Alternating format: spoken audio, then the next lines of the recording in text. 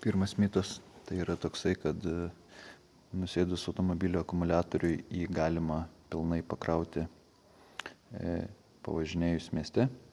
Šis akumuliatorius buvo išsikrovęs prieš maždaug 1,5 savaitės, nes buvo paliktas įjungtas šviesos. Taigi laužome pirmą mitą. Taigi su šituo automobiliu buvo intensyviai važinėjama maždaug savaitę ir jam iki pilnos, pavadinkim taip, amperų srovės trūksta 100 amperų, nes generatorius yra sukurtas ne tam, kad jį pilnai įkrauti, o tai. Antras mitas yra toksai, kad užvedus automobilį ir atjungus klėmą, jeigu automobilis veikia toliau, tai generatorius yra geras.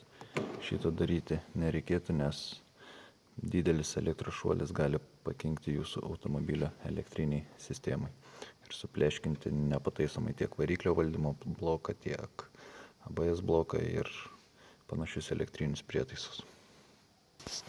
Dar vienas vyraujantis mitas yra tas, kad didesnės talpos, tai yra didesnės ampervalandžių skaičiaus akumuliatorius gali pakenkti jūsų starteriui. Tai yra sunaudoja tik tai jam užduota tam tikrą elektros energijos kiekį ir su didesnės talpos akumuliatoriu jūs tikrai nesugadinsit starterio. Dar vienas iš mitų yra, kad šaltą rytą užvedant automobilį, kad jį sužadinti, reikėtų pamirksėti ilgosiomis šviesomis. Tai yra visiškas mitas, visiškos bobučių pasakos. Jeigu pas jūs yra silpnas akumuliatorius, jūs dar tik tai jį labiau nusodinsite ir tada jau starteriui visiškai jokių vilčių nebus.